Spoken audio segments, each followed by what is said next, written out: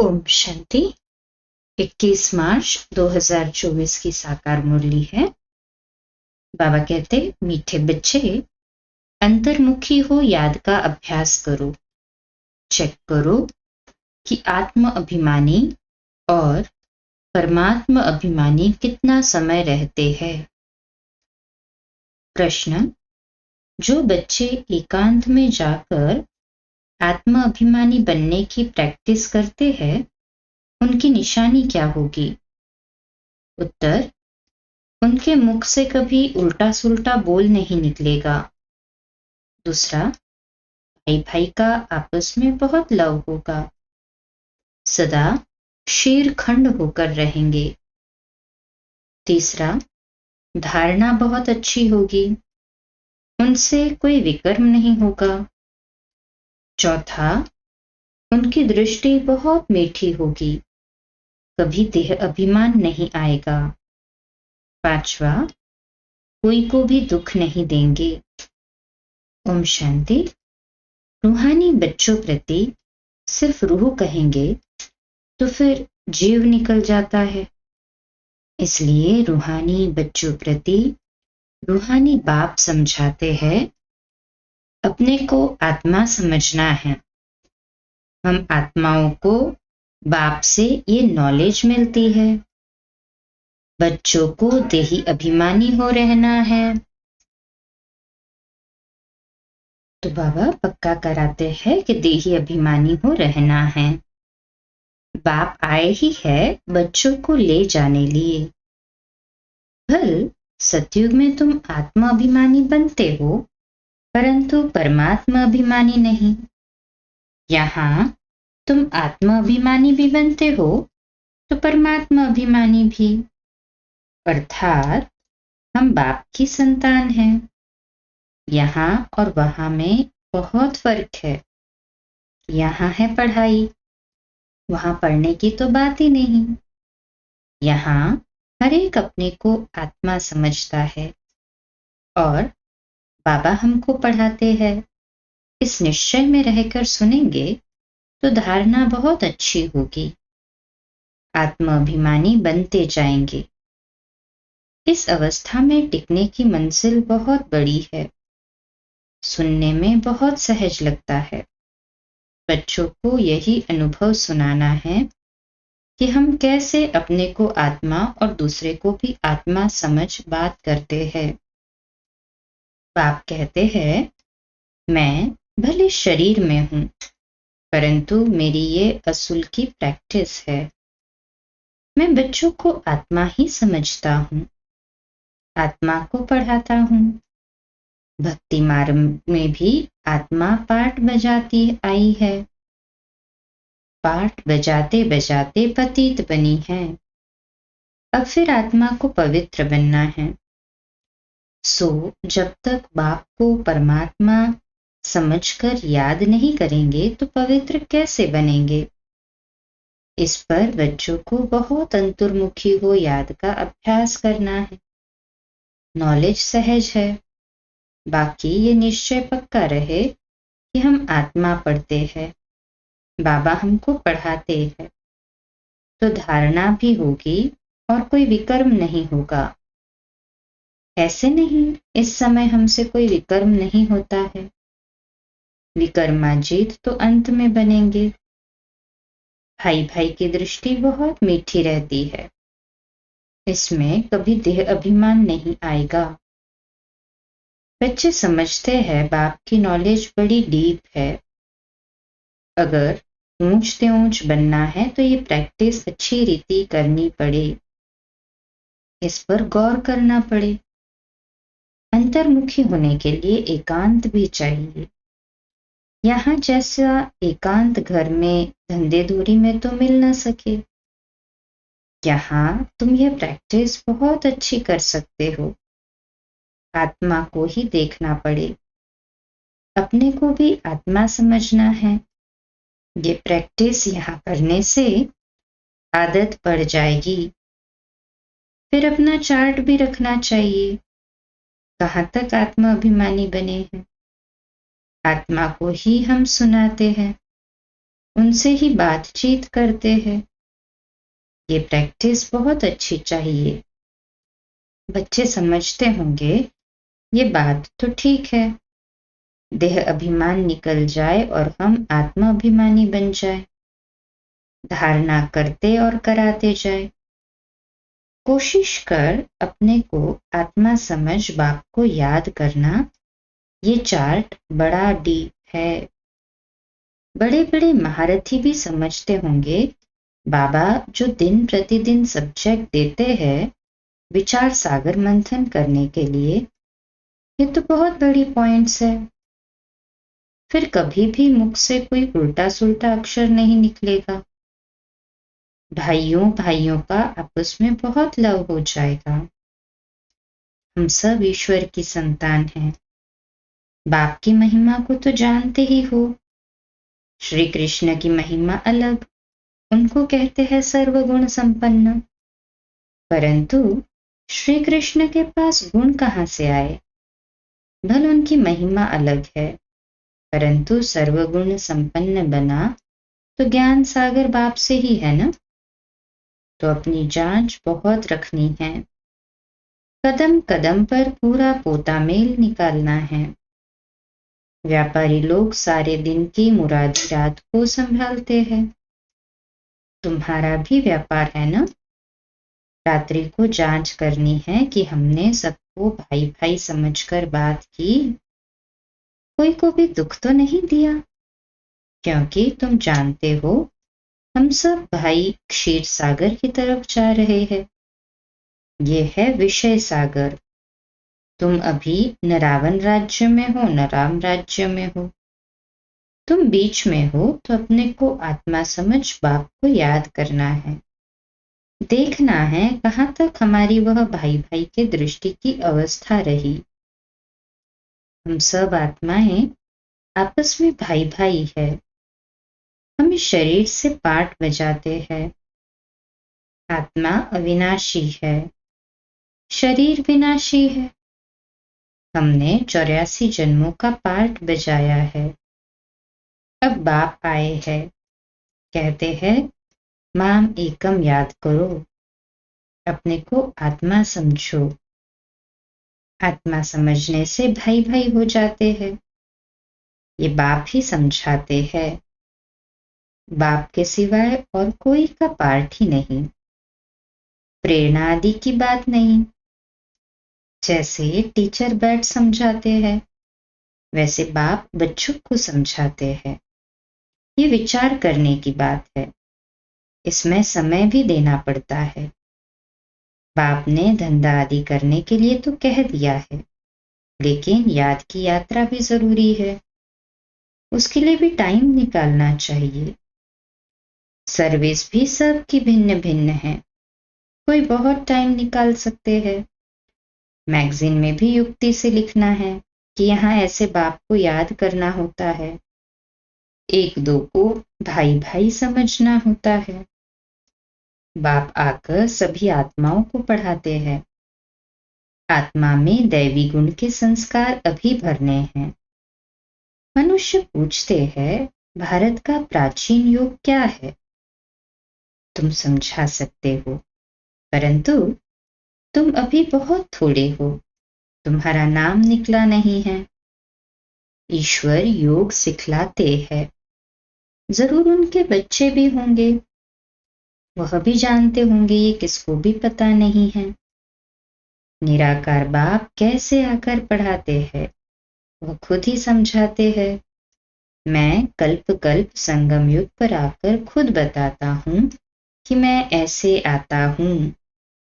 किसके तन में आता हूँ, इसमें मूंझने की बात नहीं। ये बना बनाया ड्रामा है, एक में ही आता है। प्रजापिता ब्रह्मा द्वारा स्थापना। वह मुरब्बी बच्चा पहले पहले बनते हैं। आदि सनातन देवी देवता धर्म स्थापन करते हैं, फिर वही पहले नंबर में आते हैं। इस चित्र पर समझानी बहुत अच्छी है। ब्रह्मा सु विष्णु, विष्णु सु ब्रह्मा कैसे बनते हैं, ये और कोई समझा न सके। समझाने की युक्ति चाहिए। अभी तुम जानते हो बाबा कैसे देवता धर्म की स्थापना कर रहे हैं, कैसे चक्र फिरता है। इन बातों को और कोई जान न सके तो बाप कहते हैं ऐसे ऐसे युक्ति से लिखो। यथार्थ योग कौन सिखला सकते हैं? ये मालूम पड़ जाए तो तुम्हारे पास ढेर आ जाए। इतने बड़े आश्रम जो है सब हिलने लग पड़ेंगे। ये पिछाड़ी को होना है। फिर वंडर खाएंगे कि इतनी सब संस्थाएं भक्ति मार्ग की है, ज्ञान मार्ग की एक भी नहीं। तभी तुम्हारी विजय होगी। ये भी तुम जानते हो हर 5000 वर्ष के बाद बाप आते हैं। बाप द्वारा तुम सीख रहे हो, औरों को सिखलाते हो कैसे किसको लिखत में समझाना है। ये सब कल्प कल्प युक्तियां निकलती है जो बहुतों को पता पड़ जाता है। सिवाय बाप के एक धर्म की स्थापना कोई कर नहीं सकता। तुम जानते हो उस तरफ है रावण, इस तरफ है राम। रावण पर तुम जीत पाते हो, वह सब है रावण संप्रदाय। तुम ईश्वरीय संप्रदाय बहुत थोड़े हो। भक्ति का कितना शो है। जहां जहां पानी है वहां मेला लगता है। कितना खर्चा करते हैं, कितने डूबते मरते हैं। यहाँ तो ऐसी बात नहीं। फिर भी बाप कहते हैं आश्चर्यवत मेरे को पहचानती, सुनंती, सुनावंती, पवित्र रहंती। फिर भी ओहो माया तेरे द्वारा हार खावंती। कल्प कल्प ऐसे होता है। हार खावंती भी होते हैं। माया के साथ युद्ध है। माया का भी प्रभाव है। भक्ति को तो हिलना ही है। आधा कल्प तुम प्रालब्ध भोगते हो, फिर रावण राज्य से भक्ति शुरू होती है। उनकी निशानियां भी कायम हैं। विकार में जाते हैं, फिर देवता तो रहे नहीं। कैसे विकारी बनते हैं ये दुनिया में कोई जानते नहीं। शास्त्रों में लिख दिया है वाम मार्ग में गए। कब गए ये नहीं समझते हैं।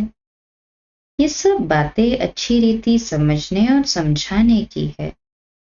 ये भी तब समझे जब निश्चय बुद्धि हो।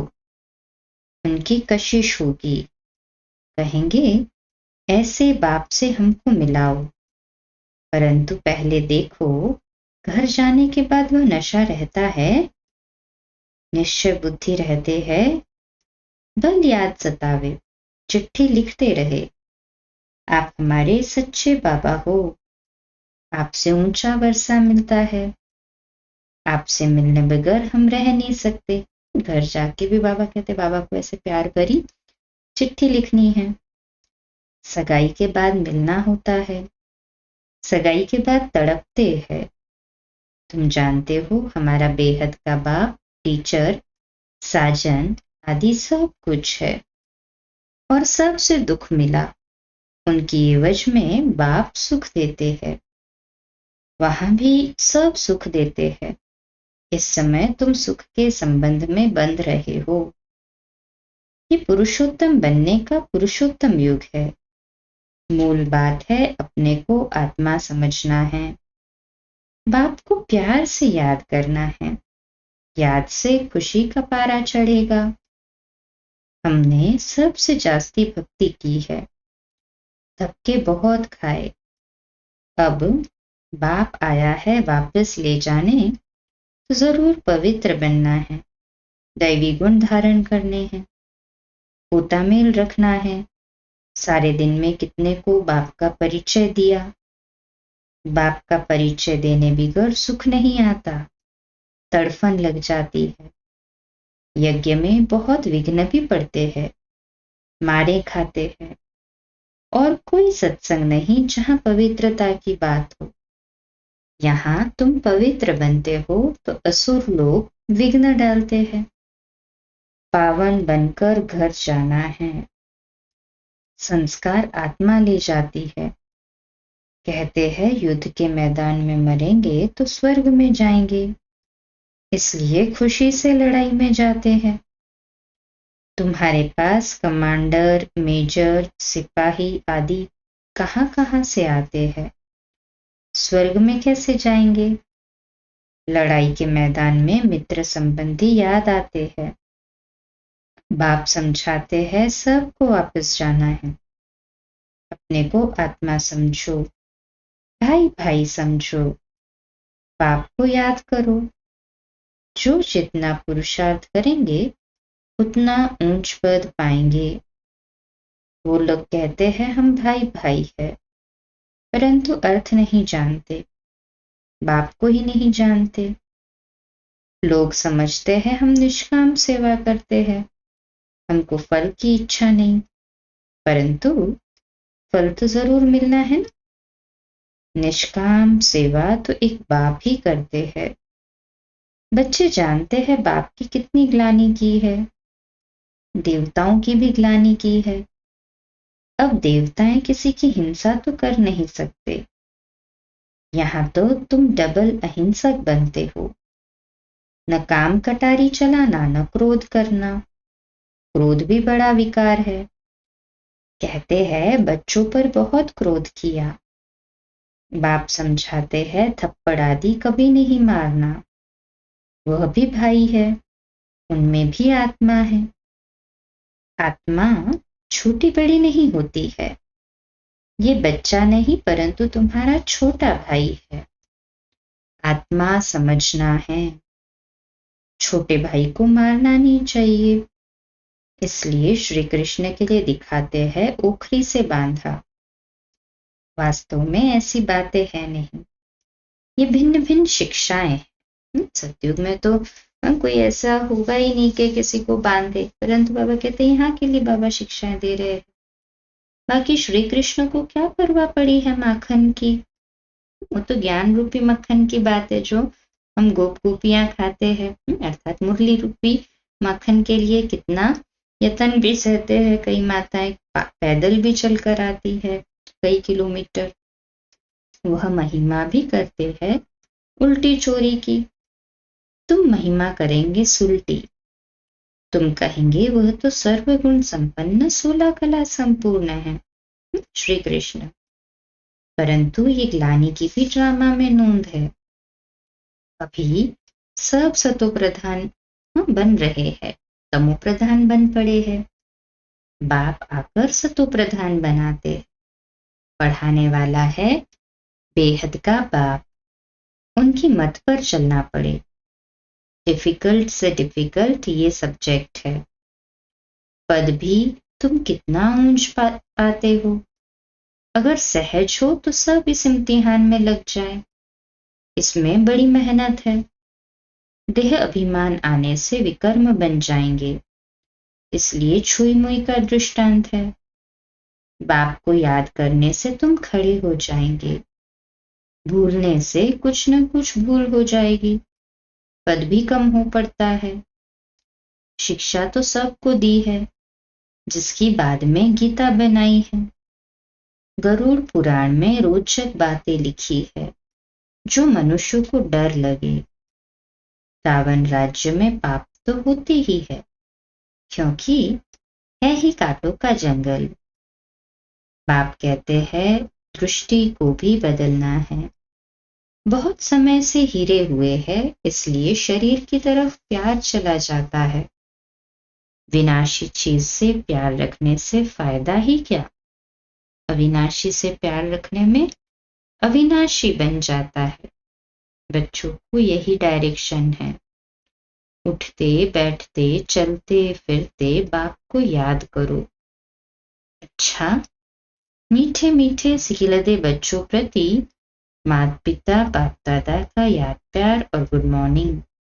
रूहानी बाप की रूहानी बच्चों को नमस्ते। हम रूहानी बच्चों की रूहानी माता पिता बाप दादा को याद प्यार, गुड मॉर्निंग और नमस्ते। वाह बाबा वाह, शुक्रिया बाबा शुक्रिया। धारणा के लिए मुख्य सार है। पहली पॉइंट, शरीर विनाशी है, उनसे प्यार निकाल अविनाशी आत्मा से प्यार रखना है। अविनाशी बाप को याद करना है। आत्मा भाई भाई है, हम भाई से बात करते हैं, ये अभ्यास करना है।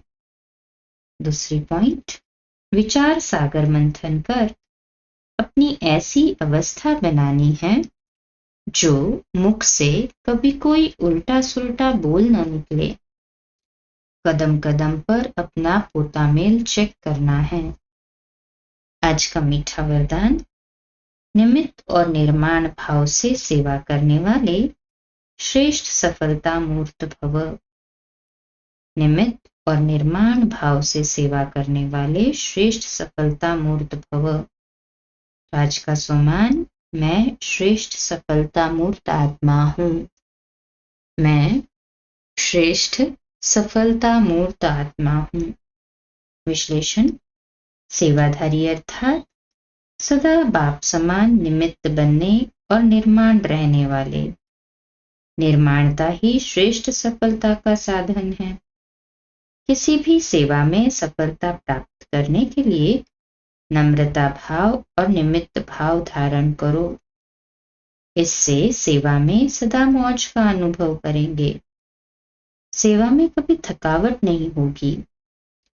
कोई भी सेवा मिले, लेकिन इन दो विशेषताओं से सफलता को पाते सफलता स्वरूप बन जाएंगे। स्लोगन है, सेकंड में विदेही बनने का अभ्यास हो तो सूर्यवंशी में आ जाएंगे। सेकंड में विदेही बनने का अभ्यास हो तो सूर्यवंशी में आ जाएंगे। आज का सम्मान, मैं श्रेष्ठ सफलता मूर्त आत्मा हूँ। मैं श्रेष्ठ सफलता मूर्त आत्मा हूँ। आज का व्यक्त इशारा है, एक दो का मुख मीठा कराने के साथ साथ आपका मुखड़ा अर्थात चेहरा भी मीठा हो। आपके पास इतनी मधुरता जमा हो जो बांटो तो भी भरपूर रहो, और इस खजाने को तो जितना बांटेंगे उतना बढ़ेगा, कम नहीं होगा। अगर कोई ज्ञान सुनने वाला नहीं है तो भी आप मीठी शक्तिशाली दृष्टि देना। अच्छा, कम बोलो, धीरे बोलो, मीठा बोलो, सत्य बोलो, सोच समझकर बोलो। निमित्त भाव, निर्माण भाव, निर्मल वाणी। आज का नया दिन आप सभी को मुबारक हो, मुबारक हो, मुबारक हो। शुभ दिवस। ओम शांति।